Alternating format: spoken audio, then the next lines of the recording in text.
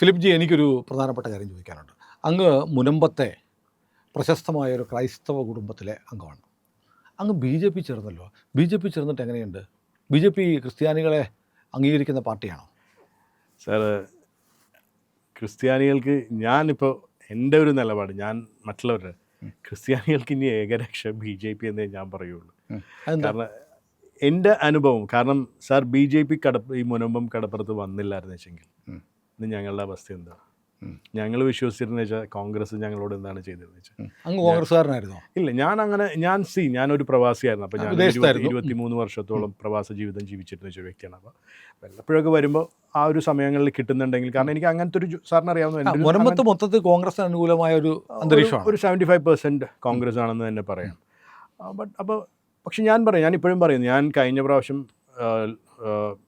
Parliament ഇലക്ഷനിൽ ഞാൻ പള്ളിയിലെ കുർബാന കഴിഞ്ഞ് ഇറങ്ങി വരുമ്പോൾ ഹൈബീഡൻ വാദിക്കലുണ്ട്. അദ്ദേഹം അന്നൊന്നും ഈ പ്രശ്നങ്ങളൊന്നുമില്ല. ഞാൻ അദ്ദേഹത്തിന് വോട്ട് ചെയ്തൊരു മനുഷ്യനാണ്, കൈപ്പത്തിക്ക്. പക്ഷെ അത് ഞാൻ ചെയ്ത ഏറ്റവും വലിയൊരു തെറ്റായിപ്പോയി. കാരണം ഏറ്റവും വലിയൊരു അത്രയ്ക്കും ചതിയാണ് ഹൈബീഡൻ എന്ന് പറഞ്ഞ വ്യക്തി മുനമ്പത്തോട് ചെയ്തത്. കാരണം അദ്ദേഹം മനസ്സിലാക്കേണ്ട ഒരു കാര്യം, ആ വേളാങ്കണ്ണി മാതാവിൻ്റെ പള്ളിയിൽ വന്നിട്ടായിരുന്നു പുള്ളിയുടെ പ്രചരണങ്ങൾ ആരംഭിക്കുന്നത്. പക്ഷെ ആ മാതാവിനെ തന്നെ ചതിച്ചു, ആ ജനങ്ങളെയും ചതിച്ചു. അപ്പോൾ കമ്മ്യൂണിസ്റ്റ് പാർട്ടി അതിലും വലിയ ചതി ഞങ്ങളോട് ചെയ്തു. പക്ഷെ ഞാൻ ഇന്ന് ബി ജെ പിക്കാരനായതിൽ ഞാൻ അഭിമാനിക്കുന്നു.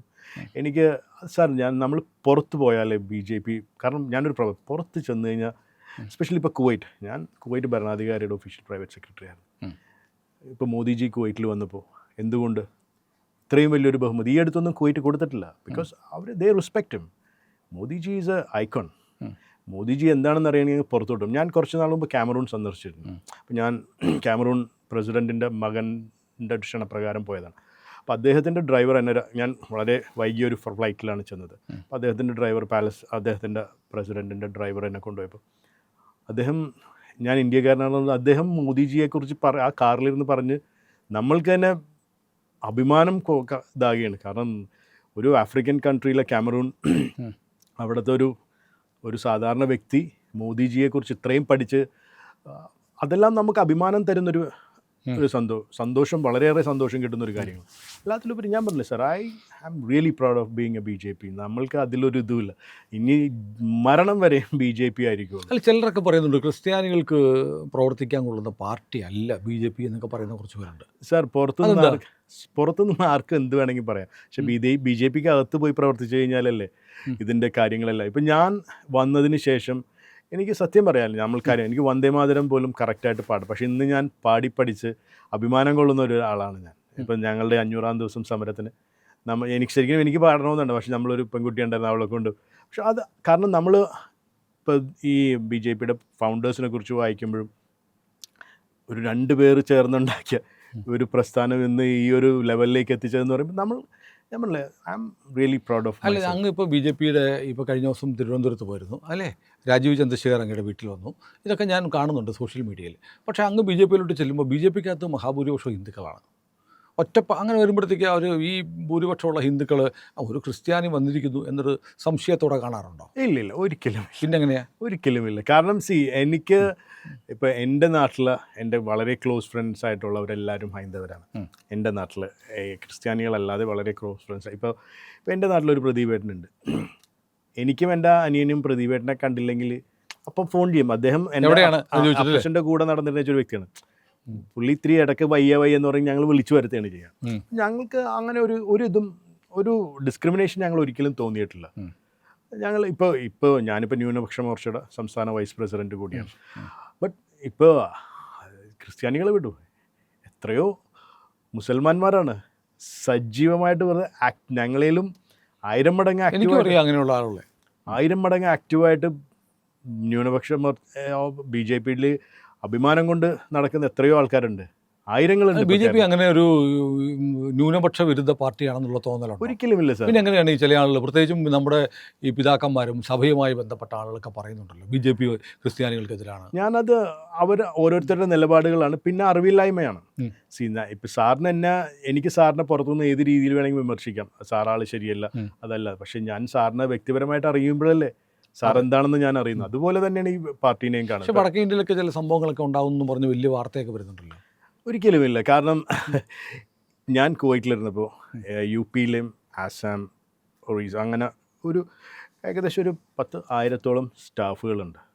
അപ്പം ഞാൻ അവിടുത്തെ കാര്യങ്ങൾ അവരായിട്ട് എസ്പെഷ്യലി എൻ്റെ ഒരു സ്റ്റാഫ്, ഒരു കമലേഷ് എന്ന് പറയുന്നത്, പുള്ളിയുടെ ഫാദർ അവിടുത്തെ വലിയൊരു RSSൻ്റെ പ്രവർത്തകനാണ്. പക്ഷെ അവരൊക്കെ പറയുന്ന അവരുടെ ഈ കമലേഷ് പഠിച്ചത് അവരുടെ വീടിന്, അവരൊരു കുഗ്രാമത്തിൽ അവിടെ കന്യാസ്ത്രീകൾ നടത്തുന്നൊരു എത്രയോ, അവൻ ജനിക്കണതിന് മുമ്പ് അവിടെ സ്കൂളുണ്ട്. അത് നടത്തുന്നത് അവൻ്റെ കറക്റ്റായിട്ട് ആ വില്ലേജിൻ്റെ പേര് അവന് ശരിക്കും നമ്മുടെ ക്രിസ്ത്യൻ പ്രാർത്ഥനകളും കാര്യങ്ങളും ഹൈന്ദവനാണെങ്കിൽ പോലും. പക്ഷെ ഞാൻ പറഞ്ഞത് ചെറിയ ചെറിയ സംഭവങ്ങൾ, ഒറ്റപ്പെട്ട സംഭവങ്ങൾ വരുമ്പോൾ അതിനെ പർവ്വതീകരിച്ച് കാണുന്നതാണ് പ്രശ്നമെന്ന് ഞാൻ പറയുള്ളൂ.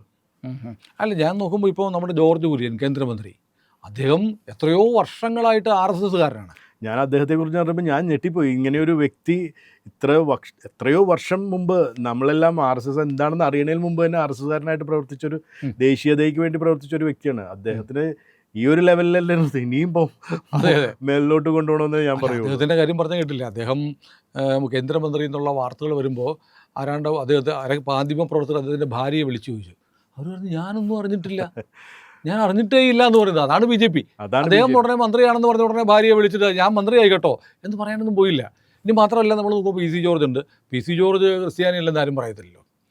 PC-യുടെ മോൻ ഷോണുണ്ട്, പിന്നെ നമ്മുടെ അനൂപ് ആൻ്റണി ഉണ്ട്. അങ്ങനെ കേരളത്തിൽ തന്നെ ഏറ്റവും എണ്ണം പറഞ്ഞ ആളുകൾ, ഏറ്റവും ശ്രദ്ധേയരായ ക്രൈസ്തവ കുലീന പാരമ്പര്യമുള്ള ആളുകൾക്ക് നിർഭയമായി സ്വതന്ത്രമായി പ്രവർത്തിക്കാൻ പറ്റുന്ന പാർട്ടിയാണ് BJP.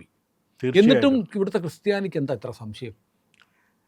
ക്രിസ്ത്യാനി അറിഞ്ഞു വരുന്നുള്ളൂ സാറേ, അങ്ങനെ എനിക്ക് പറയാനുള്ളൂ. ക്രിസ്ത്യാനി തീർച്ചയായിട്ടും വരും. കാരണം ഇപ്പം ഇന്നലെ ഈ 500-ാം ദിവസം സമരത്തിൻ്റെ 500-ാം ദിവസം 26-ഓളം പേര് മെമ്പർഷിപ്പ് എടുത്ത്, അതിലൊരു 2-3 പേരെ ഹൈന്ദവരുള്ളൂ, ബാക്കി മുഴുവനും ക്രിസ്ത്യാനികളായിരുന്നു. അത് തന്നെ ഒരു വലിയ കാരണം. ഇപ്പം ഞങ്ങളുടെ മുനമ്പത്ത് സാറ് BJP-യിലൊരു 75% പേരും ക്രിസ്ത്യാനികൾ തന്നെയാണ്, ബാക്കി ഹൈന്ദവരുണ്ട്. ബട്ട് അപ്പം ഞാൻ ഇപ്പോൾ ചെല്ലാനത്ത് എനിക്കൊരു എൻ്റെ ഒരു കസിൻ്റെ ഒരു മരണവുമായി ബന്ധപ്പെട്ട് കുറച്ച് കാര്യങ്ങൾ കൊണ്ട് വിദേശത്ത് വെച്ച് നടന്നൊരു മരണമാണ്. അതിനോടനുബന്ധിച്ച് നമ്മൾ ചെയ്തു കൊടുത്ത കുറച്ച് പ്രവൃത്തികൾ. ഇപ്പോൾ ചെല്ലാനത്തൊരു വലിയൊരു കൂട്ടം ആൾക്കാർ നമ്മളോട് ഇങ്ങോട്ട് പറയണേ, എന്താണ് ഞങ്ങളെല്ലാം മോദി ഫാനാണ് നിങ്ങൾ. കാരണം അവർ BJP ഇപ്പോൾ ഒരാൾക്ക് എന്തെങ്കിലും ചെയ്യുന്നുണ്ടെങ്കിൽ അറിഞ്ഞുകൊണ്ട്. ഇപ്പോൾ ഈ ഉദാഹരണത്തിനാണ് ഈ ചെല്ലാനത്ത് നടന്നൊരു എൻ്റെ ഒരു പ്രിയ സഹോദരൻ എഡ്വിൻ ഗ്രേഷ്യസ് എന്ന് പറഞ്ഞാൽ, അവൻ്റെ ആത്മാവിനെ നിത്യശാന്തി ആയിരിക്കണം. എഡ്വിൻ മരിച്ചതിന് ശേഷം അവൻ സൗദി അറേബ്യയിൽ വെച്ചാണ് മരിച്ചത്. 41 ദിവസം കഴിഞ്ഞതിന് ശേഷമാണ് ഇവൻ്റെ മൃതദേഹം നമുക്കിവിടെ എത്തിക്കാൻ പറ്റി. 41 ദിവസം ഈ മൃതദേഹത്തിൻ്റെ പുറകിൽ സുരേഷ് ഗോപി സാറുണ്ടായിരുന്നു എന്നുള്ളതാണ്.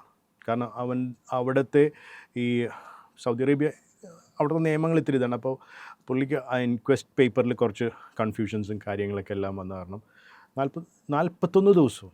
അപ്പോൾ അവിടുത്തെ എംബസിയായിട്ട് ഞങ്ങൾ നിരന്തരം സമ്പർക്കത്തിൽ ആയിരുന്നു. അതുകൂടാതെ എൻ്റെ ലേറ്റ് ബോസിൻ്റെ മകനാണ് കുവൈറ്റിൻ്റെ സൗദി അറേബ്യ അംബാസഡർ. അപ്പം ഞാൻ ആ ഒരു സ്വാധീനവും ചെലുത്തുന്നുണ്ടായിരുന്നു. ബട്ട് ഈ ഇൻക്വസ്റ്റിൽ വന്ന കുറച്ച് കോംപ്ലിക്കേഷൻസ് കാരണം അതിനുശേഷം നമ്മൾക്ക് വീണ്ടും നമ്മളുടെ തന്നെ എഡ്വിൻ്റെ തന്നെ ഒരു കസിൻ UK-യിൽ നിന്ന് 18 ദിവസത്തോളം സൗദി അറേബ്യയിൽ വന്ന് ഇതിൻ്റെ കൂടെ നടന്നതിന് ശേഷമാണ് 41-ാം ദിവസം നമുക്ക് ഈ ബോഡി ഇവിടെ കിട്ടിയത്. അത് എല്ലാം ചെയ്ത് സുരേഷ് ഗോപി സാറും നമ്മുടെ foreign affairs, ministry of foreign affairs എത്രയോ പേപ്പേഴ്സ് ഞങ്ങൾക്ക് ചെയ്യാൻ. ആ ബോഡി വന്നതിന് 2 ദിവസം മുമ്പ് ഹൈബീഡൻ്റെ ഫേസ്ബുക്ക് പേജിൽ ഒരു വാർത്ത പ്രത്യക്ഷപ്പെടുകയാണ്. എഡ്വിൻ ഗ്രേഷ്യസിൻ്റെ ബോഡി കൊണ്ടുവരാനുള്ള എല്ലാ സൗകര്യങ്ങളും ഞാൻ ചെയ്തു കൊടുത്തു. ഞാൻ അങ്ങാടേക്ക് പേപ്പർ എഴുതി, ഇങ്ങാടേക്ക്. ഇതാണ് ഇവിടെ നടക്കുന്നത്. എനിക്കറിയാം, ഞാൻ ഒരു വ്യക്തിയെ നമ്മൾ സൗദി അറേബ്യ കൊണ്ടുവന്ന് 18 ദിവസം താമസിപ്പിക്കണമെങ്കിൽ എത്ര ദിവസം? 41 ദിവസം ഈ മൃതദേഹത്തിൻ്റെ പുറകെ നമ്മൾ നടന്ന്. ആ മൃതദേഹം വന്നതിന് 2 ദിവസം ഹൈബീഡൻ ഒരു പത്രക്കുറിപ്പ് ഇറക്കിയൊക്കെയാണ്. അല്ല, ഞാൻ ആലോചിക്കണേ, അങ്ങേപോലെ ഇപ്പോൾ ഫിലിപ്പ് ജിയെ പോലെയുള്ള കുവൈറ്റിലെ ഭരണാധികാരിയുടെ പേഴ്സണൽ സ്റ്റാഫിലുണ്ടായിരുന്ന ആൾ, പിന്നെ ലോകത്തെ ഒരുപാട് രാജ്യങ്ങളിൽ അനുഭവ സമ്പത്തുള്ള ആൾ, ഒരു പ്രൊഫഷണൽ, ഹൈലി എഡ്യൂക്കേറ്റഡ് ആയിട്ടുള്ള ആൾ, പിന്നെ അങ്ങനെയൊക്കെ ഉള്ള ഒരാൾ, അത് ഒരു ഉന്നത പാരമ്പര്യമുള്ള ക്രൈസ്തവ പാരമ്പര്യമുള്ള കുടുംബത്തിലെ ആൾ ഒക്കെ നിർഭയമായി BJP-യിലേക്ക് വരുന്നു. BJP ആണ് ഇനി എൻ്റെ പാർട്ടി എന്ന് പറയുന്നു. അപ്പോൾ കേരളത്തിലെ ഈ പറയുന്ന ക്രൈസ്തവ സമുദായത്തിൽപ്പെട്ട ആളുകൾക്ക് എന്തെങ്കിലുമൊക്കെ സംശയം BJP-യെക്കുറിച്ച് ബാക്കിയുണ്ടെങ്കിൽ ഫിലിപ്പ് ജിയെ വിളിക്കാവുന്നതാണ്. അപ്പോൾ ഞാൻ ആഗ്രഹിക്കുകയാണ് അങ്ങേപ്പോലെയുള്ള ആളുകളൊക്കെ ബി ജെ പിയിലേക്ക് കടന്നു വരുമ്പോൾ, ബി ജെ പി ഇപ്പം ന്യൂനപക്ഷ മോർച്ചയുടെ സംസ്ഥാന വൈസ് പ്രസിഡൻ്റാണ്. ഞാൻ ചിലപ്പോൾ ഒരു കഥയൊക്കെ കേൾക്കുന്നുണ്ട്, ചിലപ്പോൾ വൈപ്പിനിൽ അങ്ങ് സ്ഥാനാർത്ഥിയാവുമെന്നൊക്കെ കേൾക്കുന്നുണ്ട്. എന്നോട് പലരും ചോദിക്കുന്നുണ്ട് സാർ. ബട്ട് പാർട്ടി പറയുകയാണെങ്കിൽ തീർച്ചയായിട്ടും ഞാൻ ഒരിക്കലും നോ പറയും. പാർട്ടി പറയുന്നത് നോ പറയാൻ പറ്റില്ല, ഒരിക്കലും നോ പറയാം. അല്ല ഞാൻ നോക്കുന്നത് ഇപ്പം മുനമ്പം സമരത്തിൻ്റെ തീച്ചൂളയിൽ നിന്ന് വന്ന, ഞാൻ നേരത്തെ പറഞ്ഞ പോലെ വലിയ അനുഭവ സമ്പത്തുള്ള ഒരാളൊക്കെ തീർച്ചയായിട്ടും ഈ ആ പ്രദേശത്തിന്, പ്രത്യേകിച്ച് തീരദേശ മേഖലയാണ്, മത്സ്യത്തൊഴിലാളി മേഖലയാണ്, വളരെ സാധുക്കളായ ജനങ്ങളാണ്. അവർക്ക് വേണ്ടി നിർഭയം പോരാടുന്ന ഒരാൾ ഒരു MLA ആയിട്ട് വരേണ്ടത് നല്ലതാണ്. ആ കമ്മ്യൂണിറ്റിക്ക് നല്ലതാണ്. ഞാൻ പറഞ്ഞ ക്രൈസ്തവ കമ്മ്യൂണിറ്റിക്ക് എന്നല്ല, ആ മത്സ്യത്തൊഴിലാളി മേഖലയ്ക്ക് തന്നെ വലിയ മാറ്റം ഉണ്ടാക്കാൻ കഴിയും. കാരണം അവിടെ ഉണ്ടായിരുന്ന MLA എന്താണ് ചെയ്തതെന്ന് നമുക്കറിയാമല്ലോ. അപ്പോൾ അതുകൊണ്ട് ഞാൻ ആഗ്രഹിക്കുന്നു അങ്ങ് വൈപ്പിനിലിൻ്റെ MLA ആയി വരണമെന്ന് എനിക്ക് ആഗ്രഹമുണ്ട്. എൻ്റെ കൂടെ നടക്കുന്ന എല്ലാവർക്കും ആഗ്രഹമുണ്ട്. പക്ഷെ വേറൊരു കാര്യം സാർ അവിടെ നടക്കുന്നുണ്ട്. ഇവിടെ ഇപ്പോൾ LDFൻ്റെയും UDFൻ്റെയും സ്ഥാനാർത്ഥികളെ ലിസ്റ്റിൽപ്പെട്ടിരിക്കുന്ന ആൾക്കാരുടെ ക്രൈറ്റീരിയ എന്തായിരുന്നെന്ന് അറിയാം സാർ. ഞാനിപ്പോൾ മനസ്സിലാക്കിയാണ്. ഇപ്പോൾ യൂത്ത് കോൺഗ്രസിൻ്റെ ഒരു 2-3 പേരുകൾ, ഞാൻ ആ വ്യക്തികളുടെ പേര് പറയുന്നില്ല, അതുപോലെ ഇവരെല്ലാവരും മുനമ്പം സമരം പൊളിക്കാൻ നടന്നവർ. അതെ, വ്യക്തിപരമായിട്ട് അവർക്കിപ്പോൾ വൈപ്പിനിൽ സ്ഥാനാർത്ഥിയായി മുനമ്പം സമരം പൊളിക്കാൻ നടന്നവർക്കാണ് ഇപ്പോൾ ക്രൈറ്റീരിയ. ഇപ്പം ഞങ്ങളുടെ ഞാറക്കൽ തന്നെയുള്ള ഒരു യൂത്ത് കോൺഗ്രസിൻ്റെ ഒരു നേതാവുണ്ട്. പൊളിക്കാൻ വേണ്ടി വന്നത് മാത്രം ഓർമ്മയുള്ളൂ കേട്ടോ. വന്നത് മാത്രം നേതാവിന് ഓർമ്മയുള്ളൂ. നിന്നോടം നനച്ചിട്ടാണ് ഞാൻ നേതാവ് പോയത്. അതുകൂടാതെ പറവൂരുള്ള, സത്യം പറഞ്ഞ വൈപ്പിൻകരയിൽ അതായത് MP നേതൃത്വത്തിലുള്ള ഒരു സംഘവും ഗുണ്ടാ സംഘം വന്നതാണ് സാറ് മുനമ്പത്ത്. സമരം അവരുടെ നിർദ്ദേശപ്രകാരം യൂത്ത് കോൺഗ്രസിൻ്റെ വന്നതാണ്. പക്ഷെ ഞാൻ പറഞ്ഞില്ല, സമരം പൊളിക്കാൻ വന്നതാണ്. നമ്മളത് രണ്ടപ്പച്ചന്മാർ ചെന്നൊന്ന് യൂത്ത് കോൺഗ്രസിൻ്റെ അടുത്ത് ചോദിക്കണം മാത്രം. അത് മാത്രമേ ഈ ഞാറക്കല നേതാവിന് ഓർമ്മയുള്ളൂ. നിന്നവിടം നനച്ചിട്ടാണ് നേതാവ് പോയത്. സാർ, മുനമ്പത്തിൽ സമരത്തിന് ഞങ്ങൾ ഇന്നും അഭിമാനം കൊള്ളുന്നു. കാരണം കമ്മ്യൂണിസ്റ്റ് പാർട്ടിക്കും കോൺഗ്രസ് പാർട്ടിക്കും ഒരു സമരപന്തലിൽ കാലുകുത്താൻ പേടിക്കുന്നുണ്ടെങ്കിൽ അതിൻ്റെ പിന്നിലുള്ള ആൾക്കാർ സമരമായിരുന്നു. രാവിലെ ആബാലവൃദ്ധം ജനങ്ങളും ഒരു മനസ്സായിട്ട് വന്നു, അല്ലേ? നിരാഹാര സമരമായിരുന്നു. എത്ര ദിവസം ഇരുന്നു? ഇന്ന് 501 ദിവസം സമരം ചെയ്യുക. കേരളത്തിലെ ഏറ്റവും വലിയ ജനകീയ സമരമായിരുന്നു. അതിൻ്റെ നായകസ്ഥാനത്തുണ്ടായിരുന്ന ഫിലിപ്പ് ജിയെ ഞാൻ ആഗ്രഹിക്കുന്നു അടുത്ത കേരള നിയമസഭയിൽ കാണാൻ അവസരം ഉണ്ടാവട്ടെ എന്ന്. വേളാങ്കണ്ണി മാതാവ് ആണല്ലോ മുനമ്പം പള്ളിയിരിക്കുന്നത്, അല്ലേ? മാതാവിൻ്റെ അനുഗ്രഹം ഉണ്ടാവും.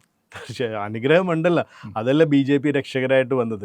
ഞങ്ങളുടെ ഇപ്പോഴത്തെ രക്ഷകർ BJP ആണ്. രക്ഷിച്ചവനോടുള്ള ഒരു ഏറ്റവും വലിയൊരു നന്ദി കൂടിയാണ് ഞാൻ BJPയുടെ ഒരു വലിയൊരു അനുയായിയായും. അതിന് BJP അങ്ങേ ഏറ്റെടുത്തല്ലോ, അതുകൊണ്ടാണ് അവരുടെ പ്രധാനപ്പെട്ട ന്യൂനപക്ഷ മോർച്ച അതിൻ്റെ സംസ്ഥാന ഉപാധ്യക്ഷനാകാൻ പറ്റി. BJP ഇന്ത്യൻ പ്രധാനമന്ത്രി വരെ മുനമ്പത്തിൻ്റെ 1ാം വാർഡിന് ഏറ്റെടുത്തിരിക്കുകയാണ്. ഞങ്ങളുടെ ബഹുമാനപ്പെട്ട സംസ്ഥാന അധ്യക്ഷൻ രാജീവ് ചന്ദ്രശേഖർജിയുടെ വാക്കുകൾ പറയുകയാണെങ്കിൽ മൈ മോസ്റ്റ് ഫേവറേറ്റ് വാർഡ് എന്നാണ്. ഞങ്ങൾ most favourite member Kunjumon Augustine. മാത്രമല്ല കഴിഞ്ഞ ദിവസം RC വീട്ടിൽ വന്നിരുന്നു, അല്ലേ? ഇന്നലെ ലെനിൻ്റെ ചായപാത്രമൊക്കെ കാണിച്ചു. അതെനിക്കൊരു ഭാഗ്യമായിട്ട് കിട്ടിയ ആ ഒരു ആൾക്കാർ മോൺസൺ മാവുങ്കിലാണെന്നൊക്കെ. ബട്ട് അതിൻ്റെ പുറകിൽ ഒരു വലിയ സ്റ്റോറി ഉണ്ട്. കാരണം എൻ്റെ ലേറ്റ് ബോസ് കുവൈറ്റ് റൂളർക്ക് ഉസ്ബെക്കിസ്ഥാൻ പ്രസിഡന്റ് ഇസ്ലാം കാരിമോവ് അദ്ദേഹം കൊടുത്തൊരു പേഴ്സണൽ ഗിഫ്റ്റിൽ നിന്ന് കിട്ടിയതാണത്. അത് ലെനിൻ്റെ ഒരു ടീപ്പോട്ടും കുറച്ച് പെയിൻറ്റിങ്സും കാര്യങ്ങളൊക്കെ ഉണ്ടായിരുന്നു. ബട്ട് എൻ്റെ ബോസിൻ്റെ കുറിച്ച് സാറിന് അറിയാമെന്നാണ്, വേൾഡിലെ ഏറ്റവും ലാർജസ്റ്റ് പ്രൈവറ്റ് ആൻറ്റിക് കളക്ടറാണ്. 78,000 pieces. Sheikh Nasser Alsabah collection, Kuwait Alsabah collection ആണ് വേൾഡിലെ ലിസ്റ്റഡ്, അതായത് ക്രിസ്റ്റീസ് എന്ന് പറയുന്ന ഒരു auction house listed 1 billion worth antiquity കളക്ഷനാണ്. സോ വേൾഡിലെ ഏറ്റവും വലിയ മുഗൾ കളക്ഷൻ, അതായത് ഷാജഹാൻ ഇന്ത്യയുടെ ഏറ്റവും പ്രഷ്യസ് സാധനങ്ങൾ ഇരിക്കുന്നത് കുവൈറ്റിലാണ്. അതും മനസ്സിലായി. അൽസബ കളക്ഷൻ എന്ന് ആൾക്കാർക്ക് കയറി നോക്കാം വെബ്സൈറ്റിൽ. അപ്പോൾ അതിൻ്റെ ഒരു ഭാഗവും കൂടിയായിരുന്നു ഞാൻ. അതെ, ഏതായാലും വലിയ അഭിമാനമാണ്. തീർച്ചയായിട്ടും. അപ്പോൾ എനിക്ക് വലിയ സന്തോഷം എന്ന് പറയുന്നത്, അപ്പോൾ അങ്ങ് നമ്മുടെ ഫ്ലോറിലിരിക്കുന്നു. ഇനി നമ്മൾ തമ്മിൽ ഇരിക്കുന്നത് അങ്ങ് സ്ഥാനാർത്ഥിയായതിനു ശേഷമാവണം. അതിനുശേഷം അങ്ങ് MLA ആയതിനു ശേഷം ഒരിക്കൽ കൂടി അങ്ങയുടെ മുന്നിൽ ഇരിക്കാനുള്ള പ്രിവിലേജ് എനിക്ക് വേണം എന്നൊരു അഭ്യർത്ഥന എനിക്കുണ്ട്. സാർ, സത്യത്തിൽ ഞാനൊരു പ്രധാനമന്ത്രിയുടെ സെക്യൂരിറ്റി ഇൻചാർജ് കൂടിയാണ്. എനിക്ക് ആ സമയത്തൊന്നും ഇല്ലാത്തൊരു ടെൻഷനും ആദ്യമാണ് ഇങ്ങനെയുള്ള കാര്യങ്ങൾ. ബട്ട് ഐ പ്രൗഡ്ലി സേ എനിക്ക് ഏറ്റെടുക്കാൻ പറ്റും. പാർട്ടി തരണമെങ്കിൽ തീർച്ചയായിട്ടും ഞാൻ 2 കൈ നീട്ടി. അപ്പോൾ എല്ലാ ആശംസകളും. ഇന്ത്യ ലൈവ് കൂടെയുണ്ട്. Thank you sir.